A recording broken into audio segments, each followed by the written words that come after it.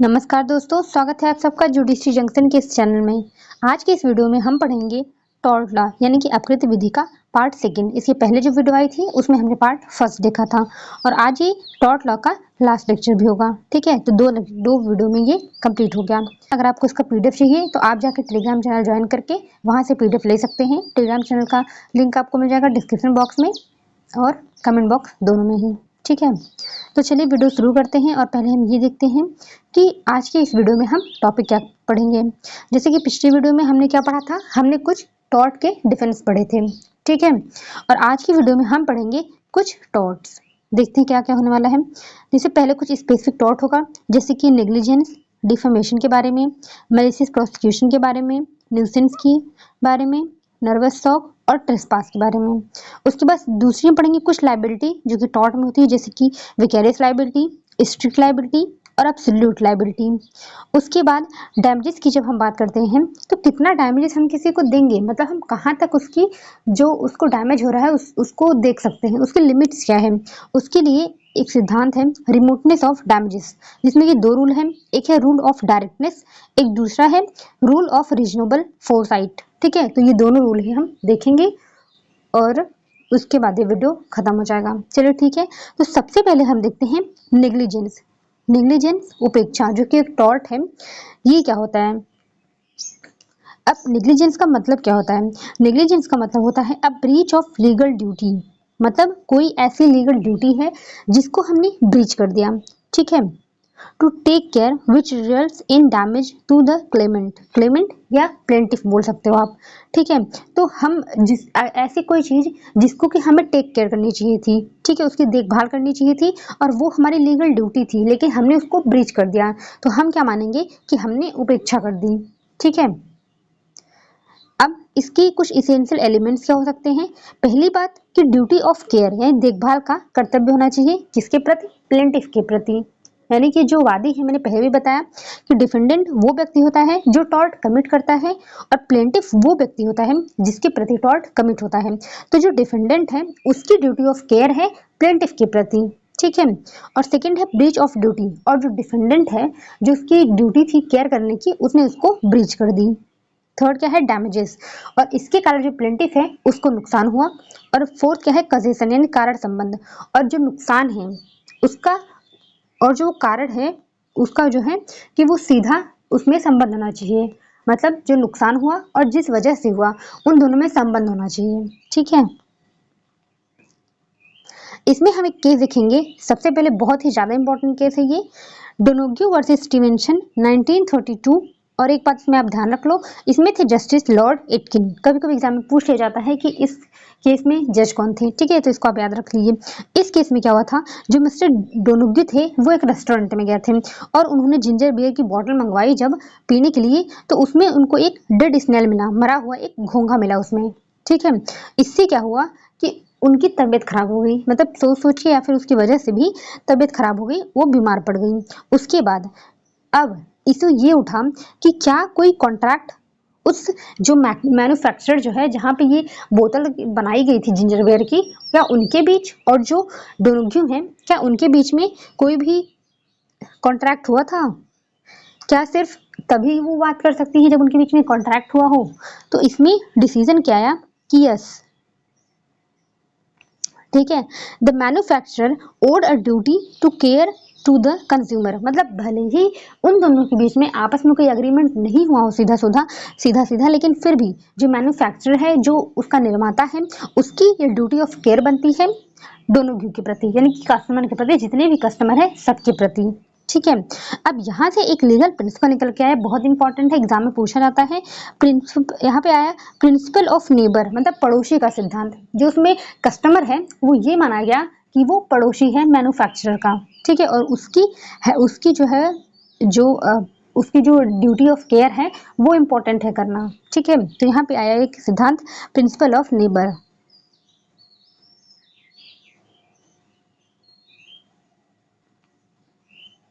एक और भी यहाँ पे सिद्धांत आया ड्यूटी ऑफ केयर की। ठीक है, ये बोला गया establish the concept of duty of care in negligence, negligence में ड्यूटी ऑफ केयर का कॉन्सेप्ट आया।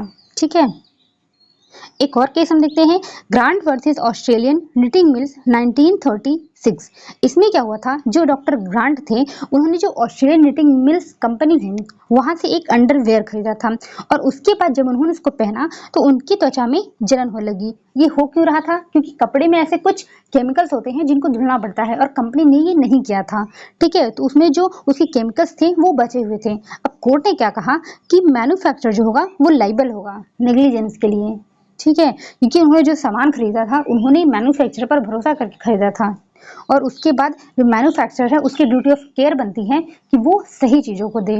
ठीक है, तो इस केस में ये आया था।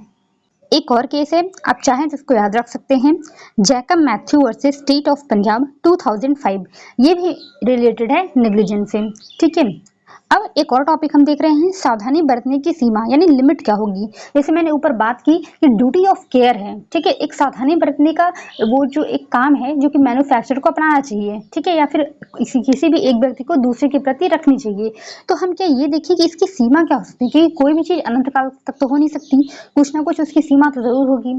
ठीक है, तो वहां से एक रूल निकल कर आता है, रूल ऑफ रीजनेबल फोरसाइट यानी उचित पूर्वानुमान का सिद्धांत। ये सिद्धांत जब लास्ट में हम देखेंगे, ठीक है, वहां भी हम देखेंगे। अभी आप बस इसको समझ लीजिए एक बार। अब इसमें क्या बताया कि a person is liable for the consequences of their actions only if the harm caused was reasonably foreseeable. मतलब कोई व्यक्ति अपने कार्य के लिए तभी उत्तरदायी होगा जब उसको उस नुकसान का पूर्वानुमानित हो, जब उसको अंदाजा हो कि ये चीज हो सकती है इसकी वजह से, तभी वो लाइबल होगा। अब जो मैन्युफैक्चर था उसमें जो है जो जिंजर बियर थी उसमें घोंघा मतलब गलती से छूट गया था, तो ये नेग्लिजेंस में आ जाएगा, क्योंकि यहाँ पे उसकी ड्यूटी ऑफ केयर बनती है। ठीक है, अब जैसे एक केस आया, बाल्टन वर्सेस स्टोन 1951। अब इसमें क्या हुआ, इन इंग्लैंड, मैं समझा देती हूँ, इंग्लैंड में क्या हुआ कि एक क्रिकेट बॉल था। ठीक है, एक क्रिकेट बॉल स्टेडियम था। अब उसमें क्या हुआ कि जब एक महिला थी वो स्टेडियम के बाहर खड़ी थी, उसके बाद जब बॉल थी वो लग के वो महिला को चली जाती है, महिला के ऊपर, और महिला को लग जाती है। ठीक है, और एक बहुत ऊंची बाढ़ थी उसको पार करके, और ऐसा बहुत कम बार भी हुआ था। अब क्या हम ये माने कि क्या क्रिकेट क्लब इस घटना को रोकने के लिए रोक पाने के लिए लापरवाह था, क्या हम ये मान सकते हैं? तो इसका डिसीजन होगा नहीं, क्योंकि महिला जो थी वो स्टेडियम के बाहर थी, और अगर ऐसा कभी कभी होता था तो ये कोई ड्यूटी ऑफ केयर नहीं बनती, क्योंकि यहाँ तक कोई अनुमान नहीं लगा सकता। ठीक है, तो अनुमान अगर लगा सकता तभी वो जो है क्लेम वहां पे कर सकती थी। यहाँ पे बोला, न्यायालय ने कहा कि जोखिम बहुत कम था, इसलिए कोई भी सामान्य समझ वाला व्यक्ति अतिरिक्त सावधानी नहीं बरतता, इसलिए यहाँ पे हम उसको नेग्लिजेंस नहीं मानेंगे। एक और केस है, बोरहिल वर्सेस यंग 1943। इस केस में क्या हुआ कि एक जिसे चालक था वो लापरवाही से गाड़ी चला रहा था, और एक महिला थी, उसने क्या हुआ कि उसका जो बच्चा था वो रोड पर खेल रहा था। उसके बाद महिला ने देखा कि एक्सीडेंट होने की आवाज आई। अब महिला ने एक्सीडेंट होते हुए देखा नहीं, उसने सिर्फ आवाज सुनी और उसके बाद खून देखा। ठीक है, उसको यहाँ पे क्या हुआ, उसको नर्वस शॉक लग गया। ठीक है, उसको मानसिक आघात हो गया कि उसके शिशु की मृत्यु हो गई। अब निर्णय कोर्ट ने क्या बोला, यहाँ पे क्या ये माना जाए कि ये पूर्वानुमानित था, इसको हम पहले से अनुमान लगा सकते थे कि ऐसा कुछ भी हो सकता है? तो कोर्ट ने बोला नो। ठीक है, कोर्ट ने कहा कि न्यायालय ने कहा नहीं, मिसेज बोरहिल जो है तो पूर्वानुमानित पीड़ित नहीं थी, इस चीज के लिए पहले से कोई अनुमान नहीं लगा सकता था कि उनको इस तरह से मानसिक आघात हो सकता है इसकी वजह से। ठीक है, तो यहाँ पे क्या कंपनसेशन उनको मिलेगा? नहीं मिलेगा, क्योंकि ये पूर्वानुमानित नहीं था। अब नेग्लिजेंस से ही एक और रूल निकल के आता है, बहुत ही ज्यादा इंपॉर्टेंट, अगर एग्जाम में पूछा जाए कि ड्रेस इप्सा लॉक्टर ये किससे संबंधित है तो आप नेग्लिजेंस से बताएंगे। ठीक है, बहुत ही ज्यादा इंपॉर्टेंट है, ये बहुत बार एग्जाम में पूछा गया है। अब ये क्या है, res ipsa loquitur is a Latin term, ये बात आप ध्यान रखेंगे कि लैटिन टर्म है, और इसका मतलब क्या होता है, the things speak for itself, मतलब स्वयं घटना जो स्वयं वस्तु बोलती हैं, या घटना ही सब कुछ कह देती हैं, मतलब घटना स्वयं बोलती हैं, इसका अर्थ ये है। देखिए, कुछ ऐसी चीजें होती हैं जहां पर हमको उसको समझने की जरूरत नहीं पड़ती, हम अगर जाते हैं एक नजर ऐसा देखते हैं तभी हमको पता चल जाता है कि यहाँ पर नेग्लिजेंस हुआ है। ठीक है, मतलब घटना स्वयं ही कह देती है। अब जैसे मान लीजिए कोई डॉक्टर है और उन्होंने किसी का ऑपरेशन किया, अब अगर पेट में उन्होंने कैंची छोड़ दी, क्या हम कह सकते हैं कि उसने सावधानी बरती थी? क्या उसमें कुछ प्रूफ करने की जरूरत है? नहीं, हम सीधा ही बोल सकते हैं कि यहाँ पर डॉक्टर की बहुत बड़ी लापरवाही है, उसने नेग्लिजेंस किया है। ठीक है, तो यही होता है रेस इप्सा लॉक्टर। इसमें क्या है, जब कोई दुर्घटना इस प्रकार होती है कि वह बिना लापरवाही के संभव ही नहीं है, कुछ ऐसी घटनाएं हैं जो बिना लापरवाही के हो ही नहीं सकती, तो वहां पर हमको उसको साबित करने की जरूरत नहीं है। ठीक है, तो अदालत मानती है कि लापरवाही हुई ही होगी। अब इसमें एक केस है, municipal corporation of Delhi versus Subhagwati 1966। ये बहुत इंपॉर्टेंट केस है, ये केस एग्जाम में दिया जाता है और पूछा जाता है कि किससे संबंधित है, तो आप इसको बताएंगे रेस इप्सा लॉक्टर या नहीं। अगर वहां पे दिया हुआ है नेग्लिजेंस में भी दिया होगा तो आप वो लगा सकते हैं। ठीक है, इसमें क्या हुआ, दिल्ली में जो चांदनी चौक है वहां पे एक क्लॉक टावर है। ठीक है, तो वहां पे क्या हुआ कि नगर निगम द्वारा वो बनाया गया था और वो क्या हुआ, एक दिन अचानक से ढह गया। अब इसमें सुभागवती जो थी उनके पति की मृत्यु हो गई और कई अन्य लोग भी मारे गए।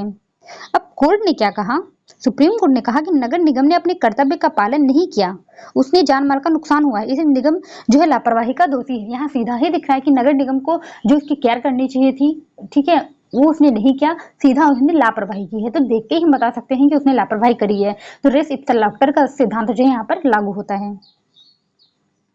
नेक्स्ट अगर हम देखिए कौन सा केस है, Jasbir Kaur versus state of Punjab 1995।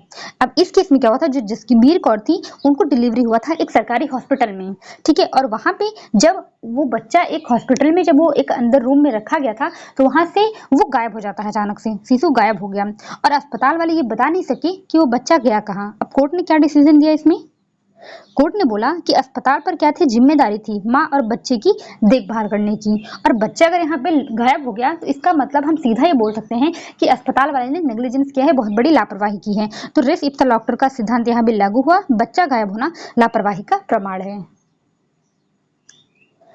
यहाँ नेग्लिजेंस खत्म होता है। अब हम सेकेंड टॉर्ट पे आ जाते हैं जो कि है डिफेमेशन यानी कि मानहानि। मानहानि क्या होता है, किसी को अपमानित करना, किसी ऐसे व्यक्ति नजर में जो कि राइट थिंकिंग के हो, जो उसके बारे में अच्छा सोचते हो, मतलब एक बहुत बड़ा वर्ग है, अगर उसके बीच में आप किसी को अपमानित कर रहे हो तो वो मानहानि माना जाएगा। बड़ा वर्ग भी होना जरूरी नहीं है, बस उसका पब्लिश होना जरूरी है। ठीक है, अभी हम आगे उसकी इसेंशियल्स को देखेंगे। ठीक है, लेकिन अब इसमें है एक विनफील्ड, इनकी परिभाषा को आप याद रखेंगे कि इन्होंने मानहानि के संबंध में क्या कहा है। इन्होंने कहा है defamation is a publication of false and defamatory statement. मतलब आप जब किसी फॉल्स या डिफेमेटरी स्टेटमेंट का पब्लिकेशन करते हैं कंसर्निंग अनदर पर्सन, किसी अन्य व्यक्ति के पर्सन में, विदाउट लॉफुल जस्टिफिकेशन, जिसका कोई जस्टिफिकेशन नहीं है। हो सकता है हम कुछ चीजें ऐसे करते हैं कि हो सकता है कोई सही बात होती, अगर हम तब करते तो ये हम कह सकते थे कि उसका लॉफुल जस्टिफिकेशन था, लेकिन अगर हम गलत चीज कर रहे हैं किसी के बारे में तो वो डिफेमेशन माना जाएगा। Which tends to injure the reputation of the people, इसमें किसी की रेपुटेशन जो ख्याति है उसकी क्षति होती है। In the right eyes of right thinking members of society, in society के जो राइट थिंकिंग के मेंबर हैं उनकी नज़र में उसकी रेपुटेशन डाउन होती है। इसमें हिंदी में पढ़ लेते हैं इसको एक बार। मानहानि वह है जब किसी अन्य व्यक्ति के बारे में कोई झूठा और अपमानजनक कथन बिना किसी विधिक औचित्य के प्रकाशित किया जाता है और जिससे उस व्यक्ति को प्रतिष्ठा समाज में विवेकशील व्यक्तियों की दृष्टि में घट जाती है। ठीक है, इसको बोलते हैं हम मानहानि। ये डिफिनेशन किसकी है, विनफील्ड की। अब कुछ हम इसेंशियल्स देखते हैं डिफेमेशन के। ठीक है, तो पहला है फॉल्स स्टेटमेंट, यानी जिस चीज का जो है डिफेमेशन उसको किया जा रहा है, जिस चीज पे कमेंट किया जा रहा है वो फॉल्स होना चाहिए। यहीं पे अगर आप इसके एक्सेप्शन देखेंगे, जब अगर वो सही चीज है तब डिफेमेशन नहीं माना जाएगा। तो पहली बात की जो स्टेटमेंट होना चाहिए वो तो झूठा होना चाहिए। दूसरा है डिफेमेटरी होना चाहिए। ठीक है, मान हानिकारक होना चाहिए, ऐसा होना चाहिए कि समाज में इसकी प्रतिष्ठा घटाए। थर्ड क्या है, पब्लिश्ड भी होना चाहिए। मान लीजिए दो व्यक्ति आपस में घर में एक दूसरे को गालियां दे रहे हैं या फिर कुछ भी, उन्होंने कुछ भी बोला, कुछ भी डिफेमेटरी ही बोला, लेकिन वो किसी तीसरे व्यक्ति ने नहीं सुना, वो बाहर नहीं गया, पब्लिश नहीं हुआ, तो उसको हम डिफेमेशन नहीं मानेंगे। तो डिफेमेशन के लिए जरूरी है कि उसका पब्लिश्ड होना, वो पब्लिश्ड होना चाहिए। फोर्थ क्या, आइडेंटिफिकेशन, कथन से स्पष्ट होना चाहिए कि वादी के ही बारे में हो। ठीक है, अभी हम एक और एग्जाम्पल देखेंगे, अभी हम केस देखेंगे जिसमें आप जो फोर्थ पॉइंट है इसको आप नकार सकते हो कि जरूरी नहीं है कि वादी को स्पष्ट रूप से हो। ठीक है, इसको अभी आप देखेंगे। तो आप बस चाहो तो सिर्फ जो तीन है, ये फॉल्स स्टेटमेंट, डिफेमेटरी होना चाहिए, पब्लिश्ड, ये तीनों पॉइंट याद रख सकते हो। ये फोर्थ जो है ये जरूरी नहीं है। अब हम कुछ टाइप्स कर जाते हैं, टाइप्स ऑफ डिफेमेशन। मानहानि के प्रकार क्या हो सकते हैं, तो एक तो है लिबल और सेकंड है स्लैंडर। अब लिबल एंड स्लैंडर में क्या डिफरेंस है? लिबल क्या होता है, आप बस इतना समझिए कि लिबल जो होता है वो परमानेंट फॉर्म में होता है और स्लैंडर जो होता है वो टेम्परेरी फॉर्म में होता है। अब कुछ परमानेंट फॉर्म में कैसे हो सकती है? मान लीजिए हमने कुछ लिख के बोल दिया किसी को, या फिर हमने कुछ किसी चीज का वीडियो बना लिया, या कुछ न्यूज़पेपर में छपवा दिया, ये क्या होता है, ये परमानेंट फॉर्म में हो सकता है। और स्लैंडर में क्या हो सकता है कि हमने किसी को ऐसे बस मुंह से बोल दिया, ठीक है, तो ये हो सकता है स्लैंडर, जो कि टेम्परेरी फॉर्म में हो सकता है। अब एक बार एक एक करके हम देखते हैं। लिबल क्या है? A false and defamatory statement made in the permanent form, ठीक है, जो कि परमानेंट फॉर्म में होगा, लाइक राइटिंग, प्रिंटिंग, पिक्चर्स और एनी अदर विजुअल रिप्रेजेंटेशन, जो कि हम उसको बहुत टाइम तक के लिए रख सकें, ठीक है। अगर राइटिंग में वो भी रखा जा सकता है, प्रिंटिंग है कुछ, वो भी पिक्चर्स हैं या फिर कोई वीडियोस हैं, वो सब रखे जा सकते हैं। तो ये सब जो होगा ये लेबल माना जाएगा, ठीक है। अब एग्जाम्पल क्या मान सकते हैं, जैसे कि न्यूज़पेपर के आर्टिकल में किसी के बारे में छपवा दिया जाए, या सोशल मीडिया पोस्ट हो गया, कार्टून जो कि मैगजीन्स में छपते हैं, आप देखते होंगे कि कुछ बड़े बड़े नेता हैं जिनके कार्टून जो है मैगजीन में छप जाते हैं, वो देखने में वैसे ही लगते हैं, ठीक है, तो इसको भी डिफेमेटरी माना जा सकता है। अब सेकंड क्या है? स्लैंडर, यानी कि अपवचन जिसको बोलते हैं हिंदी में। इसमें क्या है? A false and defamatory statement made in transient form, मतलब टेम्परेरी फॉर्म इसको मान सकते हो। ट्रांजिएंट मतलब टेम्परेरी भी आप उसको बोल सकते हो, ठीक है। Temporary specially by spoken words और जेस्चर, मतलब आप कुछ बोल करके कर सकते हैं, या जेस्चर, जेस्चर मतलब आप कुछ ऐसी एक्टिविटी कर रहे हैं, ठीक है, आप कुछ ऐसी एक्टिविटी कर रहे हैं अपने हाथ से, मुंह से, कि आप इसे बोल तो नहीं रहे हैं बट ऐसा कुछ कर रहे हैं जो कि डिफेमेटरी लग सकता है, ठीक है, तो वो हो जाएगा स्लैंडर। अब एग्जाम्पल क्या हो जाएगा? स्प्रेडिंग फॉल्स रूमर वर्बली, मतलब आप बोल बोल के किसी से जा करके ऐसे जो है रूमर फैला रहे हैं, अफवाह फैला रहे हैं उसके बारे में। Defamatory speech in public, public में आप डिफेमेटरी स्पीच दे रहे हैं। थर्ड क्या होगा? इंसल्ट थ्रू जेस्चर, मतलब कुछ ऐसी एक्टिविटी कर रहे हैं जिससे कि उसको जो है इंसल्ट कर रहे हैं, ठीक है। अब इसमें क्या हो गया? Slander generally requires proof of actual damage, इसमें भी आपने एक देखा होगा, एक सेकेंड, हाँ, इसमें देखा होगा आपने, लिबल इज एक्शनेबल पर से, मतलब बिना विशेष प्रमाण के ही वादी को न्याय मिल सकता है। एक्शनेबल पर से क्या होता है कि जिसमें जो प्लेंटिफ होता है उसको अपनी जो डैमेज होती, सॉरी डैमेज नहीं, जो उसमें उसका जो प्रूफ नहीं करना पड़ता कि हाँ मेरे बारे में इसने डिफेमेटरी वर्ड बोला, ठीक है। कोई भी चीज़ अगर परमानेंट फॉर्म में है, अगर वो कोर्ट के पास जाए तो कोर्ट वो खुद समझ जाएगी, ठीक है, उसमें बहुत ज़्यादा कुछ प्रूफ करने की जरूरत नहीं है। तो ये क्या होगा? ये एक्शनेबल पर से हो गया जो है लिबल। अब वही हम बात करें अगर स्लैंडर की, तो स्लैंडर क्या होता है? रिक्वायर्स प्रूफ, इसको प्रूफ की जरूरत होती है कि एक्चुअल डैमेज हुआ है कि नहीं हुआ है, accept in special cases, that is accusing someone of crime और एडल्ट्री। अगर आप किसी को एडल्ट्री के लिए या क्राइम के लिए, इसके लिए अगर उसको आप कर रहे हैं, तो ये क्या होगा? इसमें जो है प्रूफ साबित करने की, मतलब इसमें प्रूफ नहीं चाहिए कुछ भी। लेकिन अगर वैसे कुछ है तो जो स्लैंडर है उसमें प्रूफ चाहिए, क्योंकि कोई चीज वर्बली बोला जा रहा है तो उसको प्रूफ तो होना जरूरी है, क्योंकि कोर्ट में जाके वो सुना नहीं पाएगा ना फिर से, तो इसकी वजह से। अब ये दोनों जो रूल है मैंने जो बात की, लिबल जो है एक्शनेबल पर से है, ये इंग्लैंड में लागू है, और स्लैंडर एक्शनेबल पर से नहीं है, ये भी इंग्लैंड में लागू है। अगर हम बात करें इंडिया की, तो इंडिया में ऐसा कोई रूल नहीं है कि एक जो है एक्शनेबल पर से होगा एक नहीं होगा, बोथ आर एक्शनेबल पर से। इंडिया में जो लिबल है और स्लैंडर है दोनों ही एक्शनेबल पर से है, ठीक है, दोनों में ही हानि साबित करने की जरूरत नहीं है। अब कुछ इंपॉर्टेंट केसेस देखते हैं ऑन डिफेमेशन पे। सबसे पहला है और बहुत ही ज्यादा इंपॉर्टेंट है, डीपी चौधरी वर्सेस कुमारी मंजुलता 1997 की ये जो है केस है। इस केस में क्या हुआ था? मंजुलता के बारे में एक झूठी खबर अखबार में छाप दी गई थी कि मंजुलता किसी के साथ भाग गई हैं, ठीक है। अब इसमें क्या हुआ कि इसकी वजह से मंजुलता की शादी नहीं हो रही थी। अब इसमें जो है निर्णय क्या दिया कि यह लिबल था, ये लिखित मानहानि थी, परमानेंट फॉर्म में थी, और कोर्ट ने फिर इसमें हर्जाना दिया, ठीक है। सेकंड क्या है? Cassidy versus daily mirror newspaper company limited 1929। इसमें क्या था? डेली मिरर अखबार था, एक अखबार था, उसमें एक फोटो प्रकाशित की गई, मिस्टर कैसिडी और एक महिला को इंगेज टू द मैरिड बताया गया, ठीक है। एक फोटो प्रकाशित कर दी, एक कैसिडी थे, ठीक है, उनके बारे में ये बोला गया कि ये एक महिला के साथ इंगेज्ड हैं, और न्यूज़पेपर में इसको छाप दिया गया। अब जो कैसिडी थे वो पहले से ही शादीशुदा थे, ठीक है, और उनकी पत्नी जो मिसेस कैसिडी थी वो इसे पढ़कर शर्मिंदगी और सामाजिक अपमान महसूस करने लगी, तो इसको बोला गया क्या कि ये डिफेमेशन है, ठीक है, और लोग मानने लगे कि ये वैध पत्नी नहीं है। कोर्ट ने क्या माना कि यह लिबल था, ठीक है। तस्वीर और कैप्शन से मिस्टर कैसिडी जो है उनकी सामाजिक प्रतिष्ठा को प्रतिष्ठा को ठेस पहुंची थी, भले ही उनका नाम अखबार में नहीं लिया गया था। फोटो छाप के ऐसा कर दिया गया था तो उतने में ही वो हो गया, लिबल था ये, क्योंकि परमानेंट फॉर्म में था। उसके बाद हमने दोनों कॉन्सेप्ट देख लिया, लिबल एंड स्लैंडर। उसके बाद एक और इम्पोर्टेंट कॉन्सेप्ट आता है इसमें डिफेमेशन में, जो कि है इन्यूंडो यानी कि वक्रोक्ति। ठीक है, अब इन्यूंडो क्या है? इन्यूंडो मीन्स एन इनडायरेक्ट और implied defamatory meaning hidden behind the apparently innocent word. मतलब वक्रोक्ति वह स्थिति होती है जब कोई कथन सीधा अपमानजनक नहीं होता, लेकिन उसका जो छिपा हुआ अर्थ होता है वो मानहानिकारक होता है। ठीक है, जब हम सीधा कुछ ऐसे जिसको बोलते हैं ना व्यंग, जो सीधा सीधा देख के ये नहीं लगता कि ये मान हानिकारक है, लेकिन एक्चुअली में उसका अर्थ अलग ही होता है, तो वो होता है इन्यूंडो। अब जैसे एग्जाम्पल से आप क्या समझ सकते हैं? एग्जाम्पल है कि mister x has finally stopped visiting that house every night. इसमें क्या बोल रहे हैं कि जो मिस्टर एक्स हैं उन्होंने फाइनली जो है इस घर का दौरा रात को बंद कर दिया। क्या इसमें गलत लग रहा है? अगर हम सीधा देखिए इसका सामान्य अर्थ तो बस दौरे को बंद कर दिया, इसमें गलत क्या है? लेकिन अगर हम इसका इन्यूंडो मीनिंग देख रहे हैं तो ये लग रहा है कि मिस्टर एक्स जो है वो किसी गलत कार्य में शामिल है या उनके अनैतिक संबंध है। ठीक है, इसको देख करके यही लगेगा। तो सीधा सीधा तो ये डिफेमेटरी नहीं है, लेकिन इसका अर्थ जो है वो डिफेमेटरी है, तो इसको बोलते हैं इन्यूंडो।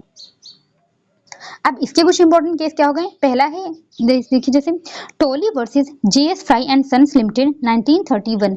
इसमें क्या था, एक मशहूर गोल्फ खिलाड़ी थे, उनका चित्र चॉकलेट विज्ञापन में बिना अनुमति के छापा गया। उसमें दिखाया गया कि उनकी जेब में चॉकलेट है, ठीक है, और उसके लिए उनको लालच आ रहा है, ऐसा उसमें दिखाया गया। तो इस चित्र में साधारणतः कुछ आपत्तिजनक नहीं थी, लेकिन इससे उनकी पेशेवर जो छवि थी, वो गोल्फ खेलते थे, उनको नुकसान पहुंचा। ये मानहानि मानी गई क्योंकि पृष्ठभूमि को जानने वाले इसे अपमानजनक मान सकते थे। ठीक है, अब हम कुछ डिफेंसेस क्या लग सकते हैं डिफेमेशन में, कि कब कोई डिफेमेशन कोई चीज नहीं मानी जाएगी। कोई भी चीज आप पब्लिश कर रहे हो तो वो डिफेमेशन नहीं माना जाएगा। पहला है ट्रूथ, अगर बात सही है, अगर फिर उसको आप छाप रहे हो तब वो डिफेमेशन नहीं होगा। ठीक है, सेकेंड है fair comment on public matters if made honestly. अब जैसे हम देखते हैं ना हर चीज में, जैसे मान लीजिए हमने कोई भी सामान खरीदा या फ्लिपकार्ट से, या फिर हम कोई मूवी देख रहे हैं, तो वहां पे क्या करते हैं, हम रेटिंग करते हैं। ठीक है, तो एक फेयर कमेंट करते हैं हम। यहाँ पे कोई ये नहीं बोल सकता कि अगर हमने कम वो जो है रेटिंग कर दिया, फिर हमने कुछ फीडबैक में कुछ बता दिया, तो ये नहीं होगा कि हमने जो है उसका डिफेमेशन कर दिया। नहीं, वो एक फेयर कमेंट है। ठीक है, तो जो आप फीडबैक देते हो, जो आप रेटिंग देते हो, इसको हम क्या मान सकते हैं, एक फेयर कमेंट मान सकते हैं। उसके बाद थर्ड है प्रिविलेज, अगर आपको कोई प्रिविलेज मिला हो, ठीक है, विशेषाधिकार मिला हो, तब आप कुछ भी बोल सकते हो। अब जैसे पार्लियामेंट में जो लोग होते हैं उनको एक विशेषाधिकार मिला होता है कि वो पार्लियामेंट में खड़े होकर कुछ भी बोल सकते हैं, किसी को भी। ठीक है, और वो डिफेमेशन नहीं माना जाता। ठीक है, इसको आप मान सकते हो privilege. Statement made in parliament और कोर्ट हैव प्रोटेक्शन। ठीक है, जो कोर्ट में लोग बोलते हैं, इतनी कुछ भी किसी को बोल देते हैं, संसद भवन में कुछ भी बोल देते हैं, तो वो डिफेमेटरी नहीं माना जाता। ठीक है, तो ये भी डिफेमेशन नहीं माना जाएगा। और फोर्थ है कंसेंट, अगर कोई व्यक्ति ने कंसेंट दिया है पब्लिकेशन के लिए और फिर कर दिया जाए तो वो डिफेमेशन नहीं माना जाएगा। अब एक थर्ड टॉर्ट आता है मैलिशियस प्रोसिक्यूशन, दुर्भावनापूर्ण अभियोजन। अब ये क्या है, ये मान लीजिए किसी व्यक्ति ने किसी दूसरे व्यक्ति के प्रति, ठीक है, एक क्रिमिनल केस दायर किया, लेकिन जो झूठा था, ठीक है, उसको पता भी था ये झूठा है, ठीक है, उसने फिर भी जानबूझकर सिर्फ उसको नीचा दिखाने के लिए एक क्रिमिनल केस फाइल कर दिया। अब इसमें क्या है, आप देखिए malicious prosecution means wrongful institution of criminal proceeding, मतलब क्रिमिनल प्रोसीडिंग। एक बात आपको ध्यान रखनी है, जो मैलिशियस प्रोसिक्यूशन है सिर्फ क्रिमिनल प्रोसीडिंग का हो सकता है। Against a person without reasonable cause and with malice के साथ में, ठीक है, which causes damage to his reputation, freedom और सेफ्टी, जिससे कि डैमेज किया उसको रेपुटेशन को हार्म पहुंचाया, उसकी सेफ्टी पे हार्म पहुंचाया, उसकी स्वतंत्रता पर हार्म पहुंचाना। ठीक है, हो सकता है उसके ऊपर केस कर दिया जाए, वो कुछ दिन जेल में बंद हो गया। ठीक है, तो ये भी हो सकता है कि उसकी स्वतंत्रता पर भी हार्म हो सकता है। अब इसमें आप देख सकते हैं मैलिशियस प्रोसिक्यूशन वो स्थिति है जब किसी व्यक्ति के विरुद्ध दुर्भावनापूर्ण और आधारहीन दंडिक कार्रवाई की जाती है, जिससे उसकी प्रतिष्ठा, स्वतंत्रता या मानसिक स्थिति को हानि होती है। अब केस इसमें आप देख सकते हैं West Bengal state electricity board versus Dilip Kumar Ray, 2007 का केस है ये। इस केस में क्या हुआ था, गलत एफआईआर की गई थी और लंबी कानूनी प्रक्रिया के कारण उसको मानसिक पीड़ा हुई। ठीक है, और ये केस सही भी नहीं था, मैरिज के साथ इसको दायर किया गया था, और इसमें क्या माना गया, बिना उचित आधार के अभियोजन जो है वो दुर्भावनापूर्ण माना गया, इसको मैलिशियस प्रोसिक्यूशन माना गया। इसको आप एक बात ध्यान रखेंगे कि मैलिशियस प्रोसिक्यूशन जो होता है ये दंडिक कार्रवाई का होता है, लेकिन इसके बाद जो मैलिशियस प्रोसिक्यूशन होता है ये एक सिविल रॉन्ग हो जाता है, तो इसमें कंपनसेशन मिलता है। ठीक है, एक दूसरा और तीसरा एक और दो केस है, इसको आप याद कर लीजिए सिर्फ कि किससे रिलेटेड है, इसका फैक्ट बहुत ज्यादा इंपॉर्टेंट नहीं है। दूसरा केस है नागेंद्र नाथ राय वर्सेस बसंत दास, और उसके बाद है कपूर चंद्र वर्सेस जगदीश चंद्र। ठीक है, ये दोनों आप बस केस याद कर लीजिए कि इसमें ये किससे रिलेटेड है। नेक्स्ट डॉट पे हम आते हैं न्यूसेंस यानी कि उपद्रव, जिसको कि उपताप भी कहते हैं। अब न्यूसेंस जो होता है ये आप देखते होंगे इसको आईपीसी यानी कि अभी बीएनएस में भी आप पढ़ते होंगे, इसको आप टॉर्ट लॉ में पढ़ते हैं। ठीक है, इन दोनों में क्या डिफरेंस है वो अभी हम देखेंगे। न्यूसेंस क्या होता है, nuisance in tort law refers to an unlawful unreasonable and continuous interference with a person's use or enjoyment of land or some right connected with it। ठीक है, किसी व्यक्ति की संपत्ति के उपयोग या आनंद में लगातार अवैध या अनुचित हस्तक्षेप। न्यूसेंस क्या होता है कि किसी व्यक्ति का कुछ भी ऐसा लैंड है या कुछ ऐसा राइट है जो वो यूज कर रहा है और जाके आप उसमें इंटरफेयर कर रहे हैं, तो ये क्या माना जाएगा, ये न्यूसेंस माना जाएगा। ठीक है, अब एक ट्रेसपास भी आप सुनते होंगे, ट्रेसपास किसी के यूज ऑफ उसमें नहीं है। ठीक है, कि वो किसी के आनंद में जाकर के उसके उपभोग में जाकर के वो हस्तक्षेप नहीं कर रहा है, वो अगर किसी की लैंड पर जाके ऐसे चला भी गया, उसने कुछ भी नहीं किया, फिर भी वो ट्रेसपास मान लिया जाएगा। लेकिन न्यूसेंस में क्या है कि उसमें हस्तक्षेप होना चाहिए अवैध रूप से उसके आनंद में। ठीक है, मतलब उसमें जाकर के उसने कुछ ना कुछ करना जरूरी है। अब जैसे हमसे क्लासिफिकेशन कर सकते हैं दो रूपों में, एक तो पब्लिक न्यूसेंस, एक तो प्राइवेट न्यूसेंस। अब जो सामाजिक उपद्रव होता है, acts that affected large number of people और पब्लिक एट लार्ज। ठीक है, एग्जाम्पल मान सकते हैं सड़क जाके जाम कर दिया, सीवर को ओवरफ्लो करा दिया, कचरा फैला दिया रोड पर, ये क्या होगा, ये पब्लिक न्यूसेंस होगा। और जब आप आईपीसी में पढ़ते हैं या फिर बीएनएस में आप पढ़ते हैं, वहां पर पब्लिक न्यूसेंस होता है। ठीक है, टॉर्ट लॉ में पब्लिक न्यूसेंस नहीं होता, टॉर्ट लॉ में प्राइवेट न्यूसेंस होता है। और जो पब्लिक न्यूसेंस होता है वो क्रिमिनल लॉ में होता है, मतलब आईपीसी या बीएनएस में होगा। उसके बाद सेकंड हम बात करते हैं प्राइवेट न्यूसेंस यानी निजी उपद्रव। इसमें क्या होता है, interference with a particular person, enjoyment to their property, मतलब हम इंजॉयमेंट में उसके हस्तक्षेप कर रहे हैं। अब पब्लिक न्यूसेंस में क्या हो गया कि अगर किसी को कोई दिक्कत है भी नहीं, हम सड़क पर ओवरफ्लो कर रहे हैं, हम उसके इंजॉयमेंट में कोई बाधा भी नहीं डाल रहे हैं, लेकिन फिर भी वो कंप्लेन कर सकता है कि न्यूसेंस कर रहा है। लेकिन जो प्राइवेट न्यूसेंस है उसमें बाधा डालना पड़ेगा हमको उसके इंजॉयमेंट में, तब माना जाएगा। जैसे एग्जाम्पल मान सकते हैं, तेज शोर कर रहे हो आप, या धुआं आप इतना ज्यादा कर रहे हो कि दूसरे के घर में जा रहा है, बदबू फैला रहे हो, कुछ कंपन कर रहे हो कुछ, तो इस तरीके की जो है प्राइवेट न्यूसेंस हो जाएंगी। अब जैसे केस है राधे श्याम और गुरु प्रसाद। ठीक है, ये बहुत ज्यादा इंपॉर्टेंट केस है, एग्जाम में पूछा भी जा चुका है ये। इसमें क्या था, जो गुरु प्रसाद थे lived in A first floor portion of a building, Radhe Shyam set up the operated a flour mill in the premises. जो गुरु प्रसाद थे वो पहले मंजिल पर रहते थे और राधे श्याम ने उसी इमारत में क्या था, आटा चक्की लगा दी थी और दिन भर चलाते थे। ठीक है, अब कोर्ट ने क्या माना कि चक्की की आवाज जो है और कंपन है वो गुरु प्रसाद की शारीरिक सुविधा और आनंद में महत्वपूर्ण बाधा डाली है, इसको निजी उपद्रव सिद्ध हुआ और रोक लगा दी गई इस पे। अब देखिए यहाँ पे हुआ क्या था कि जो वो व्यक्ति था, ठीक है, राधे श्याम जो थे उन्होंने आटा चक्की तो लगाई, लेकिन ऐसा नहीं था कि उनके आटा चक्की पहले से ही था वहां पर और बाद में गुरु प्रसाद ने वहां पे रहने आए थे, नहीं, वो पहले से ही रहते थे, आटा चक्की बाद में लगी थी, मतलब वो न्यूसेंस कर रहे थे। अगर वो पहले से होती, अगर वो खुद आके वहां बैठते, खुद आके रहते, तब नहीं माना जाता। ठीक है, नेक्स्ट हम टॉट पे आ जाते हैं नर्वस शॉक यानी मानसिक आघात। अब ये क्या होता है, ये मेंटल इंजरी होती है।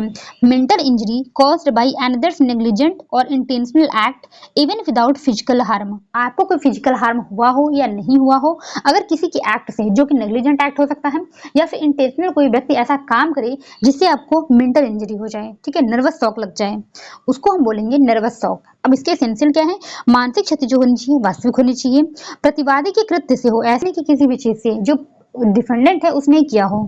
तीसरा है अनुमान्य चोट, मतलब फोर्सेबल हो, मतलब उसका अनुमान, वही जो मैंने ऊपर बताया था कि कोई भी चीज एक लिमिट में हो सकती है, हम बहुत ज्यादा अनुमान नहीं लगा सकते, और जितना हम अनुमान लगा सकते हैं कहीं आपको कंपनसेशन दिया जाएगा। जिस चीज का हम अनुमान लगा ही नहीं सकते उसमें हम कोई टॉर्ट क्लेम नहीं कर सकते। फोर्थ है शारीरिक चोट जरूरी नहीं है इसमें, क्योंकि मानसिक आघात हो रहा है तो मानसिक ही जरूरी है। अब पहला इसमें केस है बोरहिल वर्सेस यंग, जो कि मैंने ऊपर भी बताया था आपको केस, जिसमें महिला थी, उसका शिशु जो है रोड पर खेल रहा था, गाड़ी आई और उसने धक्के की आवाज सुनी, उसको लगा कि उसका बच्चा मर गया, लेकिन ऐसा कुछ नहीं हुआ था। ठीक है, वो दूसरा व्यक्ति था। अब इस केस में उसको मानसिक आघात लगा, तो क्या वो जो व्यक्ति है उसको ये अंदाजा था कि ऐसा कुछ भी हो सकता है? नहीं, उसको बिल्कुल अंदाजा नहीं था। रूल ऑफ फोर्सिबिलिटी में ही हमने ऊपर पढ़ा था, तो उसमें बिल्कुल अंदाजा नहीं लगा सकता, बिल्कुल अनुमानित नहीं था ये, ठीक है। तो इसमें इनको क्षतिपूर्ति नहीं मिल सकती थी। सेकंड था विल्किंसन वर्सेस डाउंटन 1897 क्वीन बेंच 57। इस केस को बस आप याद कर लीजिए, इसका नाम ये रिलेटेड किससे है, ठीक है, ये नर्वस टॉक से रिलेटेड है। चलिए फैक्ट भी देख लीजिए। मिस्टर डाउंटन जो थे वो प्रैक्टिकल जोक के रूप में मिस्टर विल्किंसन से कहा कि उनका पति गंभीर दुर्घटना में घायल है। इसको आप व्हाइट हेयर केस भी कह सकते हो। इसमें क्या था, जो डाउंटन थे उन्होंने मजाक मजाक में किया कि जो विल्किंसन थे उनके पति जो थे वो उनका एक्सीडेंट हो गया है और वो घायल है, और ये झूठा था एक तो। अब मिस्टर विल्किंसन जो थे, वो जो थी महिला जो थी, उनको तेज मानसिक सदमा लग गया, ठीक है, उनको उल्टी होने लगी और इस चक्कर में उनके बाल जो थे वो सफेद हो गए और सप्ताहों तक उनका संतुलन खो गया। कोर्ट ने क्या बोला, क्योंकि उन्होंने इच्छा पूर्वक ऐसा कृत्य किया था, उन्होंने इंटेंशनली किया था, ठीक है, उनको पता था कि ये झूठा है। अगर उनको नहीं पता होता ये झूठा, उनको कहीं से खबर मिलती, वो इसे पहुंचा देते, तब ऐसा होता, तब वो लाइबल नहीं होते, लेकिन उन्होंने जानबूझ के किया था, इसलिए वो लाइबल थे। और जिसका प्रभाव मानसिक और शारीरिक दोनों ही रूपों में हुआ, तो ये नर्वस शॉक माना जाएगा और जो डाउंटन है वो लाइबल होंगे। नेक्स्ट टॉट पे आ जाते हैं हम, ट्रेसपास, जिसको बोलते हैं अत्याचार। अब इसकी क्या होता है, ट्रेसपास इज द डायरेक्ट, एक तो डायरेक्ट होना चाहिए, एक unlawful interference with the persons या तो बॉडी, प्रॉपर्टी और पोजीशन विदाउट लॉफुल जस्टिफिकेशन। तो ट्रेसपास तो सिर्फ लैंड नहीं हो सकता, वो बॉडी पर भी हो सकती है, प्रॉपर्टी में भी हो सकती है, एंड पोजीशन में अगर कुछ कोई वस्तु है, कोई मोबाइल प्रॉपर्टी है, उसके विरुद्ध भी ट्रेसपास हो सकता है। अब इसके एसेंशियल क्या है, डायरेक्ट इंटरफेरेंस मतलब प्रत्यक्ष हस्तक्षेप होना चाहिए, ठीक है, डायरेक्ट जाकर के उसने कुछ किया हो।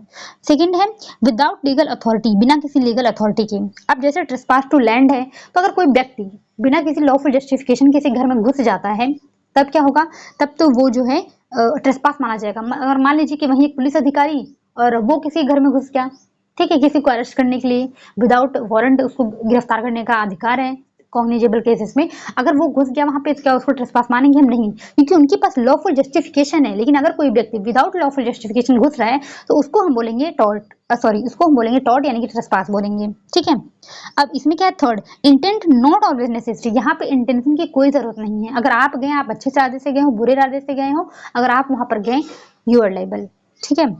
अब टाइप्स ऑफ ट्रेसपास देख सकते हैं हम, जैसे मैंने बताया था ऊपर कि बॉडी के प्रति हो सकता है, या प्रॉपर्टी के प्रति हो सकता है, या फिर पोजीशन के प्रति हो सकता है, तो वही हम देखेंगे। पहला है ट्रेसपास टू पर्सन, यानी व्यक्ति के विरुद्ध क्या क्या हो सकता है।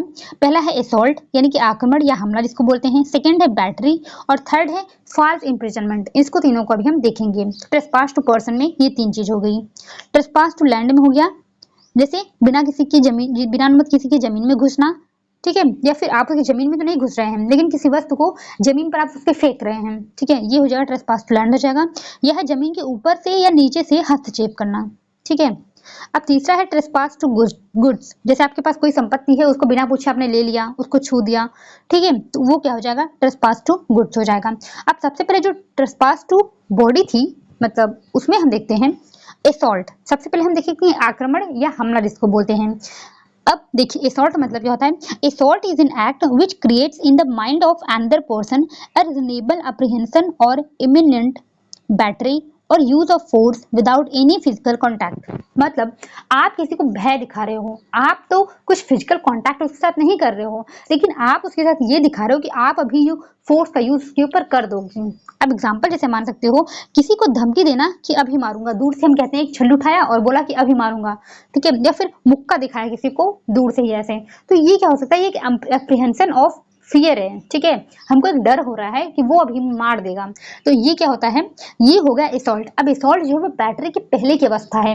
अगर हमने यूज ऑफ फोर्स कर दिया, अगर जैसे हमने ये मुक्का दिखाया, ठीक है, जब तक हम ये मुक्का दिखा रहे हैं तब तक ये असॉल्ट है, पर जैसे ही हमने ये मुक्का चला दिया, ये हो गया फोर्स। मतलब जैसे ही आप कांटेक्ट में आए उसको बोलेंगे फोर्स, या फिर उसको आप बोल सकते हैं बैटरी, टॉर्ट में बैटरी उसको बोला जाता है, ठीक है। तो असॉल्ट आप मान सकते हैं कि ये बैटरी की पहले की अवस्था है।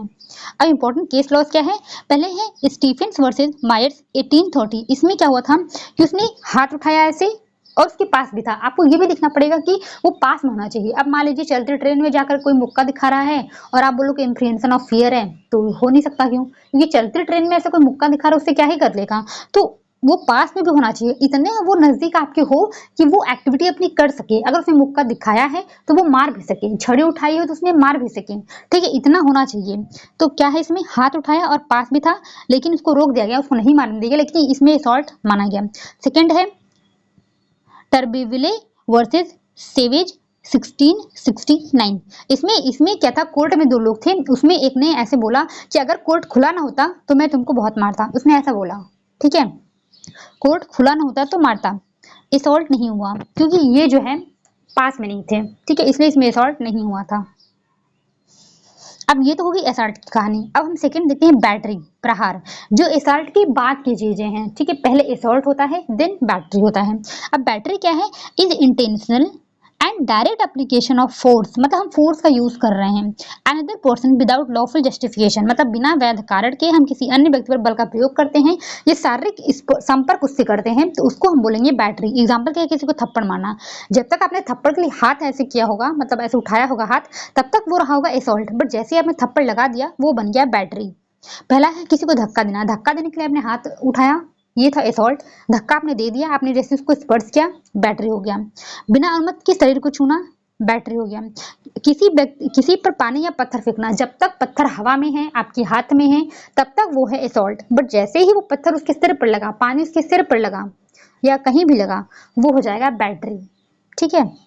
अब केस क्या है इसमें, पी कडेर बच्चा वर्सेज अलगर स्वामी नैकर।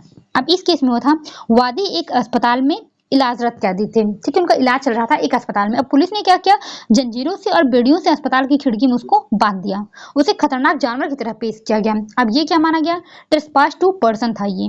और इसमें आप दो चीजें मान सकते हो, एक तो बैटरी, एक तो फॉल्स इम्प्रिजनमेंट, ठीक है, उसको बंद किया गया था, कैदी मतलब उसको कैद किया गया था, इसको इम्प्रिजनमेंट भी मान सकते हैं, जो कि भी हम नेक्स्ट देखेंगे, ठीक है।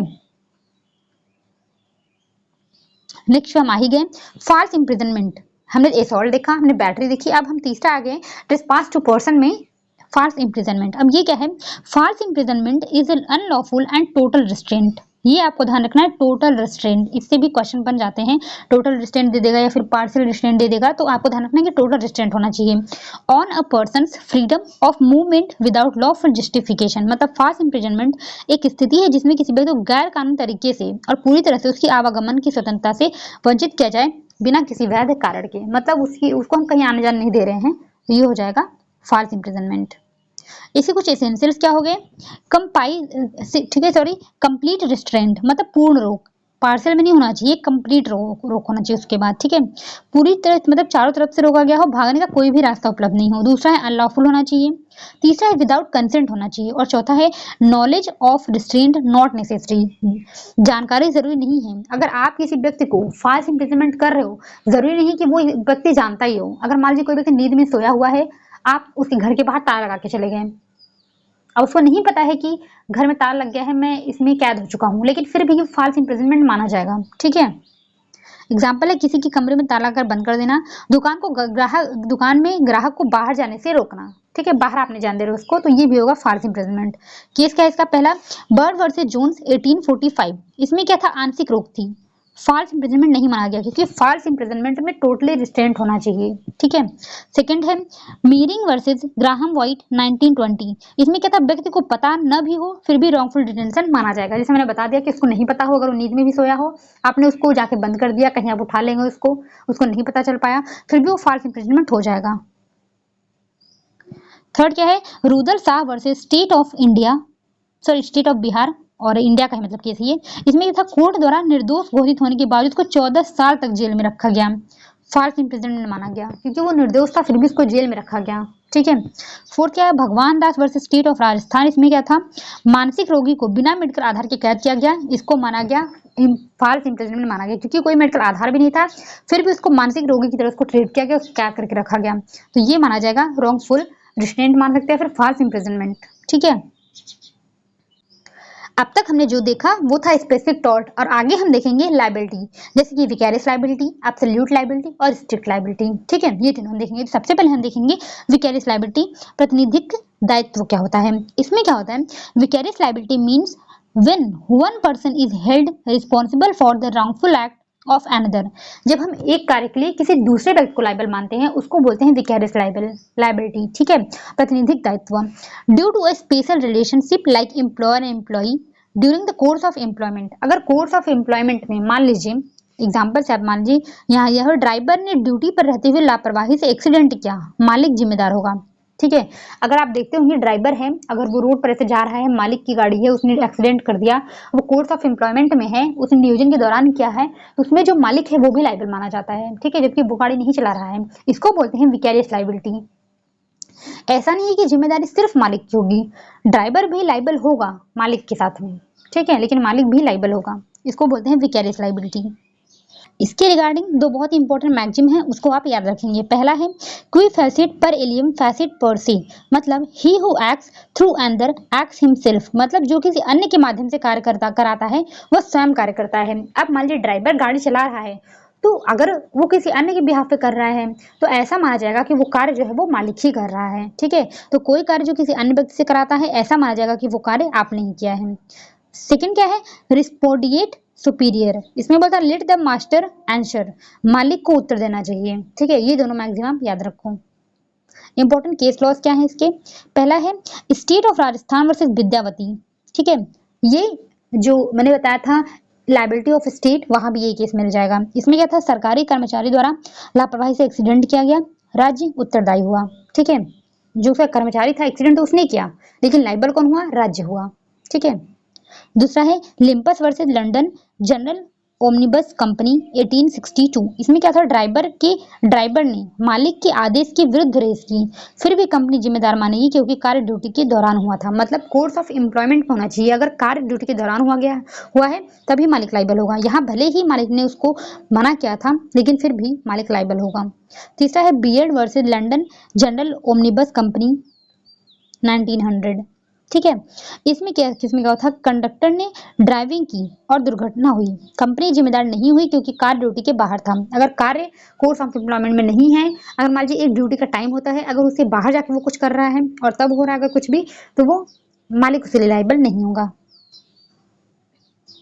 सेकेंड लायबिलिटी पे हम आ जाते हैं स्ट्रिक्ट लायबिलिटी, कठोर दायित्व। ये भी बहुत ज्यादा इंपॉर्टेंट है, ठीक है। अब इसमें क्या होता है, strict liability is a rule in tort law where a person is held liable for the harm caused by their actions or things even if there no negligence or intent, strict liability, sorry intent, ठीक है। इसमें क्या होता कि किसी दूसरे के काम के लिए, मतलब दूसरे के काम के लिए उसने खुद ऐसी कोई चीज लाई है या खुद उसने कुछ एक्ट किया है, उसके लिए वो लायबल होगा, भले ही उसका कोई इंटेंशन नहीं हो, उसने कोई नेग्लिजेंस नहीं किया हो, लेकिन फिर भी वो लायबल होगा। स्ट्रिक्ट लायबिलिटी जिसको कहते हैं। इसमें क्या था, स्ट्रिक्ट लायबिलिटी वह नियम है जिसमें कोई व्यक्ति को केवल नुकसान के लिए उत्तरदायी ठहराया जाता है, भले ही उसका कोई लापरवाही से नहीं की हो या जानबूझकर गलती नहीं की हो। फर्स्ट क्या है, इसेंशियल क्या है, मुख्य तत्व। पहला है कि डेंजरस थिंग। इसमें मान लीजिए कि जैसे कोई व्यक्ति है, अगर अपने घर में कोई भी डेंजरस थिंग ले जाता है, मान लीजिए किसी ने घर में अपने शेर पाल लिया, ठीक है, उसको बहुत अच्छा लग रहा है तो उसने शेर पाल लिया। अब क्या हुआ कि कल को शेर घर के बाहर निकल गया, किसी को इंजर्ड कर दिया, किसी को खा गया, मार दिया।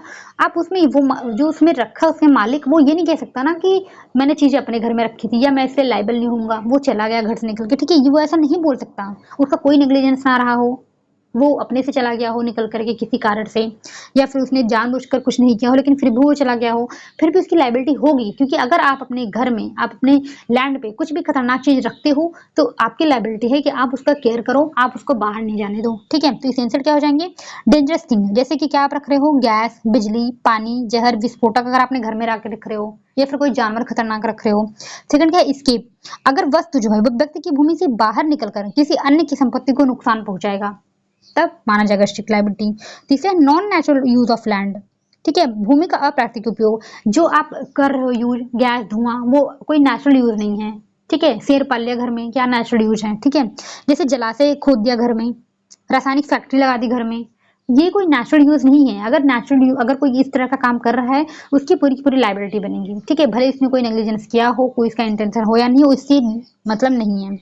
इसका बहुत इंपॉर्टेंट केस है Rylands versus Fletcher 1861, House of Lord का केस है, और इसी केस ने कराया था स्ट्रिक्ट लायबिलिटी का प्रिंसिपल, ठीक है। इसमें क्या था, जो रायलैंड से उन्होंने अपनी जमीन पर एक जलाशय बनवाया, मतलब एक कृत्रिम जलाशय बनाया, मतलब मानव निर्मित जिसको बोल सकते हैं। अब उस निर्माण से क्या हुआ, लापरवाही हुई और पानी रिसकर पास के फ्लेचर के कोयले की खदान में भर गई। अब ठीक है, इसमें क्या हुआ था कि जो जलाशय बनाई गई थी उसमें से जो है अंदर जो जलाशय था उसमें से ऐसा एक सुरंग जैसा बन गया था, जो कि जो कोयले की खदान थी वो जो फ्लेचर थी उसकी उसकी खदान तक पूरी जाती थी और पानी जो है यहाँ से वहां चला गया। अब जो जलाशय है वो तो रायलैंड ने बनाया नहीं था, वो तो मजदूरों ने बनाया था, लेकिन फिर भी जो रायलैंड है वो माना गया जिम्मेदार। क्यों? क्योंकि उसने भले ही कोई गलती नहीं की थी लेकिन फिर भी उसको जिम्मेदार ठहराया गया था, क्योंकि उसने ही काम किया था, भूमि का अप्राकृतिक उपयोग किया था। ठीक है, भूमि में जलाशय बनवा देना अप्राकृतिक रूप से ये सही नहीं था। ठीक है, तो इसके लिए वो लाइबल होगा, भले ही उसने कोई लापरवाही की हो नहीं की, उसने हुई वो काम किया हो या नहीं किया हो। अब एक बात आप ध्यान रखेंगे, एक्सेप्शन ऑफ स्ट्रिक्ट लाइबिलिटी में कुछ एक्सेप्शन है। जैसा पहला है प्लेंटिफ ओन फॉल्ट। हो सकता है, चलो एग्जाम्पल समझ लेते हैं कि किसी ने अपने घर में शेर रखा, अब तुम खुद ही उसके घर में आ गए तो उसने मार दिया, तो अब ये तो खुद ही प्लेंटिफ की गलती है, तो अब आप ही इसको नहीं मानेंगे कि उसने जो है इसमें कोई उसकी लाइबिलिटी है। सेकंड है एक्ट ऑफ थर्ड पार्टी, किसी तीसरे व्यक्ति ने कुछ गड़बड़ कर दिया। तीसरा है एक्ट ऑफ गॉड। ठीक है, अगर मान लीजिए यही जलाशय बनवाया उसने और उसके बाद अब क्या होगा कि हो सकता है कि कोई सुरंग ना होती उसके खदान तक जाती, लेकिन फिर भी अगर जो है जलाशय उसने बनवाया था उसमें बांध भी उसने बनवा दिया, हो सकता है किसी वर्ष इतनी बारिश हो जाती कि उसका जो बांध है वो टूट जाता, पानी वानी जो है वो डिफेंडेंट के घर में चला जाता, सॉरी प्लेंटिफ के घर में चला जाता, तो अभी क्या डिफेंडेंट लाइबल होता? अब वो लाइबल नहीं होता क्योंकि ये एक्ट ऑफ गॉड है। ठीक है, फोर्थ है वॉलंटरी नॉन फिट इंजोरिया, मतलब सहमति से क्षति नहीं, जिसको मैंने पहले ही बताया था, अगर आप किसी चीज के लिए स्वयं सहमति देते हो तब ये नहीं माना जाएगा। और फिफ्थ है स्टैट्यूटरी अथॉरिटी, मतलब सरकार कोई काम कर रही है अगर उसमें कुछ हो रहा है तो उसको हम वो जो स्ट्रिक्ट लायबिलिटी नहीं मानेंगे। स्ट्रिक्ट लायबिलिटी इंडिया में क्या होता है, जैसे कि मोटर व्हीकल एक्ट 1988, इसमें क्या है कि अगर कुछ एक्ट होता है तो उसमें लापरवाही हो ना हो उसमें गलती मानी जाती है। सेकंड है इंडियन रेलवेज एक्ट 1989, ठीक है, इसमें भी माना जाता है। अब सेकंड की बात करें, एब्सोल्यूट लायबिलिटी, पूर्ण उत्तरदायित्व, वो था स्ट्रिक्ट लायबिलिटी, अब ये है एब्सोल्यूट लायबिलिटी। ये क्या है, स्ट्रिक्ट लायबिलिटी से भी कठोर है, इसको माना जाता है स्ट्रिक्टर दैन स्ट्रिक्ट लायबिलिटी। क्यों? क्योंकि स्ट्रिक्ट लायबिलिटी जो थी उसमें कुछ एक्सेप्शन भी थे, एक्ट ऑफ गॉड या थर्ड पार्टी ओन फॉल्ट, लेकिन जो एब्सोल्यूट लायबिलिटी है इसमें कोई एक्सेप्शन नहीं है। ठीक है, और ये रूल आया था इंडिया में। इसमें क्या है, absolute liability is a legal principal under which N enterprise engaged in hazardous और inherently dangerous activities is liable for the any damage caused regardless of fault and without any exceptions। मतलब पूर्ण उत्तरदायित्व तो एक सिद्धांत है जिसमें कोई संस्था, यदि अगर कोई भी संस्था है, कोई भी कंपनी है या फिर कोई भी इंडस्ट्री है, अगर वो खतरनाक चीजें करती है जो कि जोखिमपूर्ण है और उससे किसी को हानि होती है तो वह संस्था बिना किसी अपवाद के पूर्ण रूप से उत्तरदायी मानी जाएगी। अब जैसे क्या आपने एक केस सुना था, ओलियम गैस केस। ठीक है, ओलियम गैस के जो था MC Mehta versus union of India 1987, इसी केस से ये रूल आया था। ओलियम गैस इसमें जो था कि एक जो है इंडस्ट्री से ये लीक हुआ था। ठीक है, इसमें क्या था, यदि किसी कोई उद्योग किसी खतरनाक या स्वभावतः खतरनाक गतिविधि में लगा हुआ है और उससे किसी को हानि होती है तो वह उद्योग बिना किसी अपवाद के पूर्ण रूप से उत्तरदायी होगा, वो कोई अपवाद नहीं ले सकता। सेकंड है Indian council for इन्वायरो legal action versus union of India 1996, इसमें क्या था, राजस्थान में कुछ रासायनिक कंपनी थी जहरीले अपशिष्ट को बिना प्रक्रिया के निपटाया। ठीक है, पानी में डाल दिया उसको बिना किसी प्रक्रिया के, जिससे भूमि भी और पानी भी दोनों प्रदूषित हो गया। अब सुप्रीम कोर्ट ने कहा जो कंपनियां खतरनाक उद्योग चला रही हैं एब्सोल्यूट लायबिलिटी के तहत पूरी तरह से उत्तरदायी होंगी। साथ में कोर्ट ने पॉल्यूटर पेस प्रिंसिपल जो है उसको भी मान्यता दी। अब पॉल्यूटर पेस प्रिंसिपल क्या है, जो पोल्यूशन कर रहा है उसको पे करना पड़ेगा पैसे। ठीक है, पैसे पे करना पड़ेगा या फिर उसको भरपाई करनी पड़ेगी। तीसरा भोपाल गैस ट्रेजेडी केस, आप सब जानते होंगे, यूनियन कार्बाइड केस है 1984 का, जिसमें कि मिथाइल आइसोसाइनेट गैस था जो कि लीक हुआ था, उसमें हजारों लोग मारे गए थे। ठीक है, इसमें कोर्ट ने क्या निर्णय दिया, इसमें एब्सोल्यूट लायबिलिटी को सीधे नहीं अपनाया गया था, लेकिन यह केस भारत में इस सिद्धांत के विस्तार की प्रेरणा बनी। ठीक है, इसमें भी सीधे तौर पर अपनाया नहीं गया था, फिर बाद में अपनाया गया था। ठीक है, फोर्थ है Vellore citizen welfare forum versus union of India 1996, इसमें क्या है, तमिलनाडु में चमड़ा उद्योग के कारण पानी और मिट्टी प्रदूषित हो गई। कोर्ट ने बोला कि विकास के साथ पर्यावरण संतुलन भी जरूरी है। इसमें प्रीकॉशनरी प्रिंसिपल और पॉल्यूटर पेस प्रिंसिपल को लागू किया गया। प्रीकॉशनरी प्रिंसिपल मतलब पहले से ही आप प्रिकॉशंस बना के रखो। ठीक है, अब एक लास्ट टॉपिक पर आ जाते हैं। मैंने पहले बताया था रिमोटनेस ऑफ डैमेजेस, मतलब क्षति की कितना हम मान सकते हैं, उसकी लिमिट क्या हो सकती है, ये हम देखेंगे। रिमोटनेस ऑफ डैमेजेस, हानि की दूरी या अप्रत्याशितता का सिद्धांत। अब तक हमने जो देखा वो टॉर्ट था, लाइबिलिटीज थी। अब जो हम देखेंगे वो डैमेजेस की बात करेंगे हम, कि कब हम डैमेज देंगे किसी को। तो इसमें है remoteness of damages is a legal principle in tort law that limits, ये लिमिट करती है लाइबिलिटी को of wrong doer to only those damages that are reasonably foreseeable and directly connected to the wrongful act। हानि की दूरी वह सिद्धांत है जिसके अनुसार कोई व्यक्ति फिर उसी हानि के लिए उत्तरदायी होगा जो प्रत्यक्ष हो और पूर्वानुमान हो, जो कि सीधा सीधा हो और पहले से उसका अनुमान किया जा सके, वही डैमेजेस दिया जाएगा। बहुत ही जो दूरस्थ है, अप्रत्याशित है या असामान्य हानि के लिए वो जिम्मेदार नहीं माना जाएगा। ऑब्जेक्टिव क्या है इसका, नुकसान और जो गलत कार्य है उसके बीच में एक सीमा निर्धारित की जा सके ताकि अत्यधिक और असंभावित दावों से बचा जा सके, क्योंकि टॉर्ट किसी से भी कमिट हो सकता है। तो ऐसा नहीं कि हम उसको एकदम अनंत काल के लिए जितनी भी चीजें होंगी हम उन सबके लिए लायबल ठहरा देंगे, उन सबके लिए कंपनी से नहीं ले सकते।